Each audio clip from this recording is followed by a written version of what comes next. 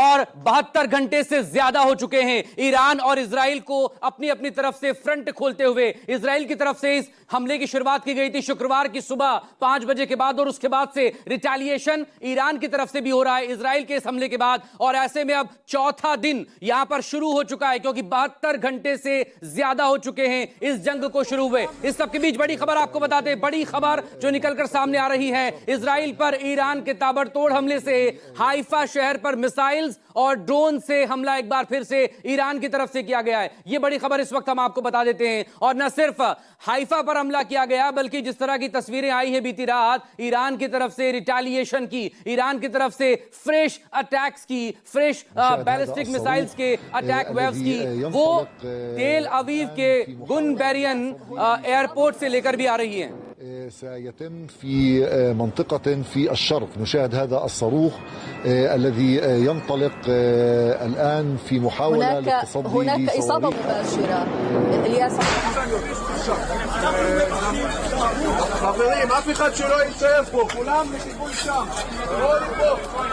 سيتم في منطقة في الشرق. نشاهد هذا الصاروخ الذي ينطلق الآن في محاولة للتصدي هناك إصابة مباشرة. سيتم في منطقة في الشرق. نشاهد هذا الصاروخ الذي ينطلق الآن في محاولة للتصدي هناك إصابة مباشرة. الياس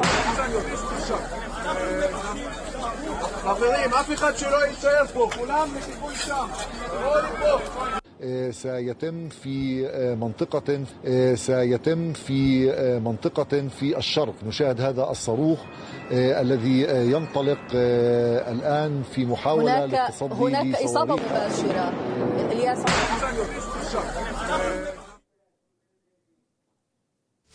और बड़ी खबर इन तस्वीरों के जरिए समझिए, दरअसल हाइफा लगातार ईरान के टारगेट पर है और इजराइल पर ईरान के ताबड़तोड़ हमले इस वक्त हो रहे हैं। ये बड़ी खबर इस वक्त आपके सामने। हाइफा शहर पर मिसाइल्स के साथ ही ड्रोन से भी ईरान ने हमला किया है, और इसके बाद कई इमारतें किस तरह से ध्वस्त यहां पर हो गई, इन तस्वीरों को देखकर आप अंदाजा लगा सकते हैं।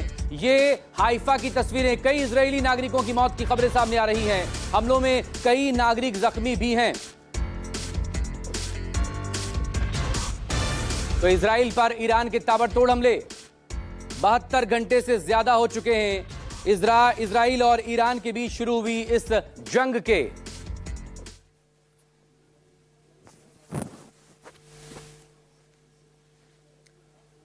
संजीव त्रिवेदी मेरे वरिष्ठ सहयोगी इस वक्त हमारे साथ जुड़ गए हैं तमाम लेटेस्ट अपडेट के साथ। संजीव, 72 घंटे से ज्यादा हो चुके हैं इस वॉर को शुरू हुए, जो ईरान और इजराइल लगातार एक के बाद एक दूसरे पर कैसे अटैक्स और काउंटर अटैक्स यहां पर हो रहे हैं। फिलहाल किस तरह की अपडेट्स हैं? बीती रात में आखिर हुआ क्या है ईरान की तरफ से और इजराइल की तरफ से? क्योंकि हाइफा में एक बार फिर से हम देख पा रहे हैं कि एक के बाद एक लगातार ड्रोन्स और मिसाइल्स नजर आ रहे हैं हाइफा के आसमान पर। यहाँ पिछले 4 दिनों से इजराइल और ईरान के बीच जो युद्ध चल रहा है, उसमें ये देखा गया कि ईरान ने लगातार दूसरी बार हाइफा शहर पर हमला बोला है। और ये जो हमला था, ये हमला इसके पहले अगर कहें कि वहाँ जो बंदरगाहों पर किया गया था, और उसके बाद जो हाइफा शहर का ऑयल डिपो है उस पर किया गया था। कल फिर से हमला किया गया और इस बार रिहायशी इलाकों में मिसाइल गिरे और बड़ा नुकसान कहा जा रहा है कि वो हुआ है इजराइल को, क्योंकि हाइफा उनके प्रमुख शहरों में से एक आता है। हालांकि उनके पोर्ट्स के बारे में ये बताया जाता है कि वो अभी फंक्शनल है और वो काम कर रहे हैं, यानी कि बंदरगाहों से जरा दूर ये हमला किया गया। और अपने आप में ये भीषण हमला, जिसमें कि बहुत सी इमारतें जो हैं वो नुकसान, उनको क्षति पहुंची, और आसपास जो खड़ी गाड़ियां थी उनमें आग लग गई और इसका नुकसान भी हुआ।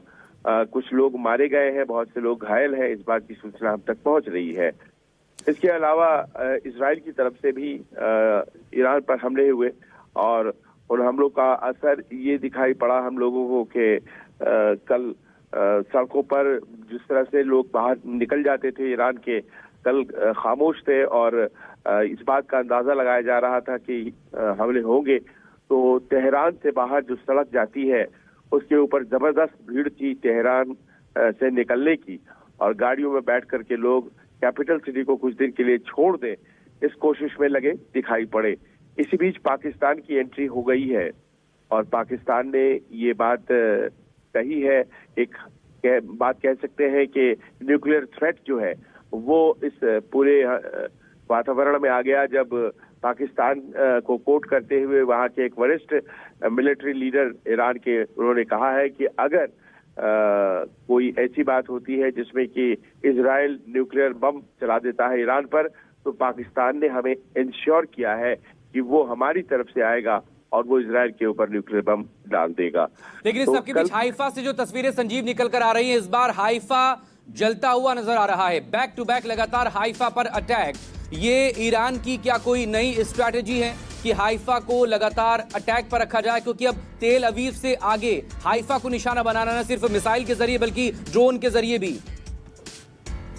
देखिए, तेल अवीव का जहां तक सवाल है वहां उसके ऊपर हमला अब कोई फायदे का सौदा नहीं रह गया है, क्योंकि वहां पर पहले तो वहां पर जो एयर डिफेंस है वो कारगर है और बहुत सी मिसाइलें जो है वो बर्बाद कर दी जाती हैं, लेकिन हाइफा में प्रोटेक्शन उतना जबरदस्त नहीं है।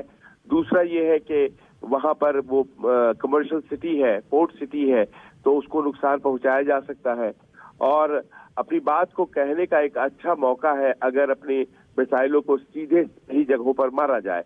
ये बात भी देखी गई है मकसूद पिछले 3 दिनों में कि धीरे धीरे जो पहले झोंके आया करते थे ज्यादा ईरान की तरफ से 100 मिसाइलों के, अब वो कमते जा रहे हैं।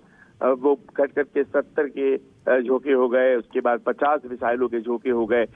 धीरे धीरे वो जो घट रहा है उसमें ऐसा लग रहा है कि एयर डिफेंस इंटरसेप्ट कर रहा है इजराइल का, और उस कारण से अब ईरान ने नए लोकेशन चुने हैं।